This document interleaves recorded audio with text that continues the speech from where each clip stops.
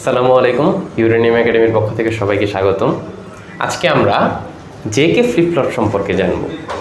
JK flip ফ্লপটা আসলে SR flip ফ্লপের একটা সীমাবদ্ধতা দূরীকরণ করে। এসআর ফ্লিপ ফ্লপে আমাদের দেখছিলাম যে 1 আর 1 যদি হয় এসআর এর ক্ষেত্রে তাহলে আমাদের নট ভ্যালিড প্রদর্শন করে, বাট জেকের ক্ষেত্রে সেই জিনিসটা হয় না।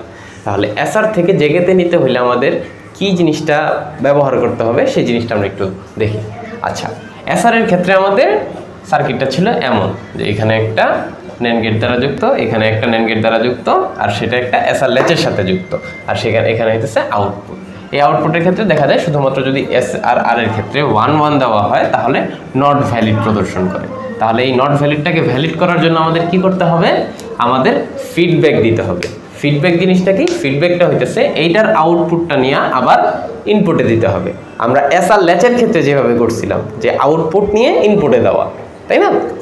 এইটার ক্ষেত্রে আমরা সেম কাজটা করব, যে এইটার আউটপুটটা নিয়ে এটার বিপরীত ইনপুটে দেওয়া, এইটার আউটপুটটা নিয়ে এটার বিপরীত ইনপুটে দেওয়া। এই ইনপুটে দেওয়াটাই হইতেছে আমাদের কি? ফিডব্যাক। তাহলে আমাদের কিউ এর যে আউটপুটটা আছে, এই কিউ এর আউটপুটটা আমরা নিয়ে যাব এইটার বিপরীত ইনপুটের ক্ষেত্রে, আর কিউ বার যেটা আছে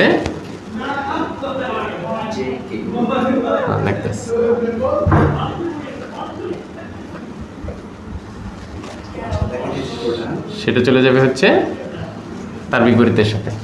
তাহলে এখানে কি বিপরীতের সাথে যুক্ত হয়ে গেল, কিউ বারটা যুক্ত হয়ে গেল এস এর সাথে, আর কিউটা যুক্ত হয়ে গেল আর এর সাথে। তাহলে কি আর এটা এস আর ফ্লিপ ফ্লপের মতো আছে? না। তাহলে এটা হয়ে যাবে আমাদের তখন জে, আর এটা হয়ে যাবে আমাদের কে। এই হচ্ছে আমাদের জেকে ফ্লিপ ফ্লপ। তাহলে এসআর ফ্লিপ ফ্লপ থেকে আমরা জেকে ফ্লিপ ফ্লপ করতে পারি জাস্ট একটা ফিডব্যাক যুক্ত করে দেওয়ার জন্য। আচ্ছা, এখন আমরা দেখি তাহলে কেসগুলো কি হবে। সেম ভাবে ক্লক এসআর ফ্লিপ ফ্লপে যেমন ক্লক 0 এর জন্য আমাদের কি ছিল? মেমোরি ছিল। জেকে ফ্লিপ ফ্লপের জন্য কেস 1 এ আমাদের ক্লক যখন 0 তখন আমাদের ফুল জিনিসটা মেমোরি হবে। এখন মেমোরি মনে হয় একবার বললেই বোঝা যাবে, তাই নাকি বারবার বোঝাইতে হবে যে মেমোরি মানে আগের মান প্রদর্শন করা? এটা গত 3 ভিডিওতে আমি বলেই আসতেছি। তাহলে মেমোরি অর্থ হইতেছে আগের মান প্রদর্শন করা। আবারও বলে ফেললাম। তাহলে কেস 2টা কি? Clock is equals to 1। এখন জে আর কে এর আমরা ভ্যালু বসাবো। তাহলে জে ইজ ইকুয়ালস টু আমাদের 0 আর কে ইজ ইকুয়ালস টু আমাদের 1, এরকম ভ্যালু নিলাম। তাহলে ক্লক যখন 1, J is equals to 0, K is equals to 1। এটার জন্য কি হবে? তাহলে ক্লক হইতেছে আমাদের 1 all time, J is equals to 0, K is equals to 1। এখন জে ইজ ইকুয়ালস টু যখন 0 হবে আর কে ইজ ইকুয়ালস টু যখন 1 হবে, তখন এস আর অনুযায়ী আমাদের কিউ আর কিউ বারের মান কত আসে? কারণ এটা তো এখনো এস আরই আছে। ফিডব্যাক আসলে তখন আমাদের ভ্যালু আসবে, তাই না? তাহলে এখনো যেহেতু এস আর আছে, তাহলে এস আর অনুযায়ী আমাদের জে ইজ ইকুয়ালস টু 0 আর কে ইজ ইকুয়ালস টু 1 এর জন্য কিউ ইজ ইকুয়ালস টু আসবে 0 এবং Q bar is equals to আসবে 1। কেস 3 তে যদি দেখি, কেস 3 তে আমাদের clock is equals to 1, J is equals to 1, K is equals to 0। তাহলে সেই ক্ষেত্রে এস আর এর মতো এটারও 1 এবং Q bar is equals to 0 আসতেছে। কেস 4 এ যদি দেখি, clock is equals to 1, J is equals to 0, K is equals to 0। তাহলে এই ক্ষেত্রে আমার এই জিনিসটা মেমোরি প্রদর্শন করে, কারণ এখানে ফিডব্যাকের কি কোনো প্রয়োজন নেই। আচ্ছা, ফিডব্যাকটা প্রয়োজন কোথায়? ফিডব্যাকটার প্রয়োজনই হইতেছে কেস 5 এ আমাদের 1 1 এর ক্ষেত্রে। তাহলে কেস 5 এ কি জিনিসটা হয় দেখি। তাহলে আমরা মোটামুটি বুঝতেছি যে কেস 1 থেকে 4 পর্যন্ত যতটুকু লিখছি same as S R flip flop, same as S R flip flop. Case 5টাতে কি হয়? Clock 1, J is equals to 1, K is equals to 1। এই হইতেছে আমাদের কি জে কে এর জন্য 1 1 এর জন্য কিভাবে আমাদের মানটা ভিন্ন আসে সেটা দেখব। আচ্ছা, এখন আমরা দেখি যে যদি clock is equals to 1, J is equals to 1 আর কে ইজ ইকুয়ালস টু 1 হয়, তাহলে আমাদের আউটপুটটা কিউ আর কিউ প্রাইম কি প্রদর্শন করে? কিন্তু আমাদের যেহেতু এখানে ফিডব্যাকের প্রয়োজন আছে, তাহলে আমাদের ধরে নিতে হবে যে এইখানে আমাদের কোনো একটা ভ্যালু আছে, অর্থাৎ আমাদের সম্ভাব্য যে ভ্যালুগুলা কিউ ইজ ইকুয়ালস টু 0 অথবা 1 অথবা কিউ ইজ ইকুয়ালস টু 1 অথবা 0, সেই ভ্যালুগুলো হইতেছে আমাদের ধরে নিতে হবে। তাহলে আমরা অ্যাজিউম করি যে এইখানে কিউ ইজ ইকুয়ালস টু আগের ভ্যালুটা ছিল কিউ ইজ ইকুয়ালস টু 0 আর Q prime is equals to 1। এই ভ্যালুটা যদি থাকে Q is equals to 0 and Q prime is equals to 1, তাহলে আমাদের কি আসে দেখি। তাহলে কিউ প্রাইমের জায়গায় আমরা বসে দিতেছি 1 আর কিউ এর জায়গায় বসে দিচ্ছি আমরা 0। তাহলে এইটা যদি আসে তাহলে এই কিউ প্রাইমটা কোথায় যাইতেছে, এই কিউ প্রাইমটা যাইতেছে আমাদের এইদিকে। তাহলে এখানেও এসে পড়তেছে 1, জে এর ক্ষেত্রেও 1, ক্লকের ক্ষেত্রেও 1, আর কিউ ইজ ইকুয়ালস টু ছিল 0। তাহলে কিউ এর যে ফিডব্যাকটা আছে সেই ফিডব্যাকটা চলে যেতেছে এইদিকে। তাহলে এই থেকে এসে পড়তেছে 0, এটাও 1, এটাও 1।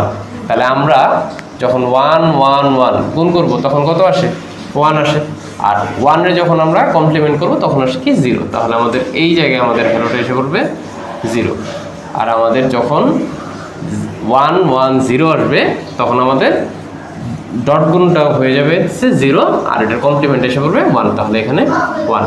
আর এস আর ল্যাচের জন্য এই যে এতটুকু আমরা কি ধরতে পারি, এস আর ল্যাচ। আর এস আর ল্যাচের জন্য 0 এর বদলে আমরা আউটপুট পাই হইতেছে 1, আর 1 এর বদলে আমরা আউট পাই হইতেছে 0। তাহলে পরবর্তী যে কেসটা আছে সেটার ক্ষেত্রে কিউ ইজ ইকুয়ালস টু এসে পড়তেছে 1 আর Q bar is equals to এসে পড়তেছে 0।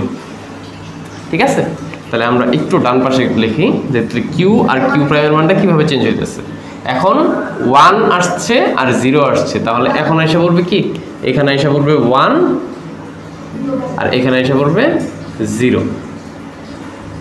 তাহলে এখানে যেহেতু 0, তাহলে 0 এর জন্য এখানে আসতেছে 1, আর এই 1 এর জন্য এখানে আসতেছে আবার কত, পরবর্তী ভ্যালুটা 0। সেম ভাবে এখানে যেহেতু 1 1 1 আর 1, তাহলে এই তিনটা 1 এর জন্য এখানে ভ্যালু আসতেছে কত, 0, আর এই 0 এর জন্য এখানে ভ্যালু আসতেছে 1। তাহলে আমাদের ভ্যালুগুলো কিভাবে আসতেছে, ফার্স্টে কিউ ছিল হইতেছে 0, তারপরে 1, তারপরে 0, এর পরবর্তী মান যদি নির্ণয় করি তারপরে 1, তারপরে 0, তারপরে 1, তারপরে 0, তারপরে 1। অর্থাৎ জে কে ফ্লিপ ফ্লপের মধ্যে যদি আমরা জে এবং কে দুইটার ভ্যালুই আমরা 1 বসাই, তাহলে আমাদের আউটপুট আসতেছে টগল। টগল মানে কি, যে পূর্ববর্তী যে মেমোরিটা ছিল, মেমোরি তো আমরা আশা করি বুঝছি, যে যেই মানটা আমাদের কিউ এবং কিউ প্রাইম স্টোর করা ছিল সেই মানটা টগল করে। টগল অর্থ হইতেছে যে পরিবর্তিত হয়, অর্থাৎ আমাদের যদি পূর্ববর্তী মান থাকে 0, তার পরবর্তী কিউ প্রাইমের মান হয়ে যায় 1, তাহলে এটা হচ্ছে কিউ আর এটা হচ্ছে কিউ প্রাইম। তাহলে আমাদের যদি জে ইজ ইকুয়ালস টু 0 আর কে ইজ ইকুয়ালস টু 0 হয়, তাহলে এইটার জন্য মানগুলো আসতেছে হইতেছে 1 0, এটার পরবর্তী স্টেপ হবে 0 1, এটার পরবর্তী স্টেপ হবে 1 0, এই 0 1 0 1 এইভাবে কি করে, টগল করে। তাহলে আমরা এই যে কেসটা আছে, কেস 5টারে এক কথায় লিখতে পারি টগল, TOOGL, অর্থাৎ বিপরীত মান প্রদর্শন করে। ঠিক আছে, এটাই কিন্তু ছিল আমাদের এসআর ফ্লিপ ফ্লপের সীমাবদ্ধতা, যে সে 1 1 এ প্রদর্শন করাইতে পারেনি, বাট জেকে ফ্লিপ ফ্লপ কিন্তু 1 1 এও একটা মান দিতে পারছে। ঠিক আছে, এই জিনিসটা হইতেছে আমাদের জেকে ফ্লিপ ফ্লপের সার্থকতা।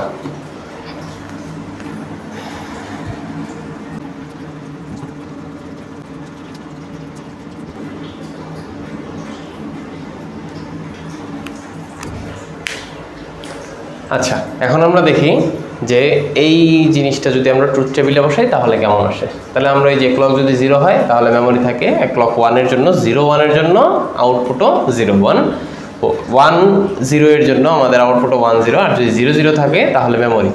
এই চারটা কেস কিন্তু same as SR flip flop, আর বাকি যেই কেসটা আছে সেটা এসআর ফ্লিপ ফ্লপ প্রদর্শন করে না, বাট জেকে ফ্লিপ ফ্লপ প্রদর্শন করে। তাহলে জেকে ফ্লিপ ফ্লপের ক্ষেত্রে কি হয়, যদি 1 1 থাকে তাহলে টগল করে, অর্থাৎ কিউতে যদি 0 মান থাকে তাহলে তার পরবর্তী স্টেপে হয়ে যাবে সেই মানটা 1, আর যদি 1 থাকে তাহলে তার পরবর্তী স্টেপে সেই মানটা হয়ে যাবে 0। এই হইতেছে আমাদের জেকে ফ্লিপ ফ্লপ। আশা করি সবাই বুঝতে পারছেন।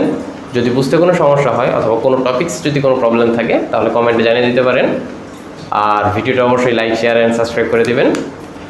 টিল দেন সবাই ভালো থাকবেন, সুস্থ থাকবেন। আসসালামু আলাইকুম ওয়া রাহমাতুল্লাহি ওয়া বারাকাতুহু।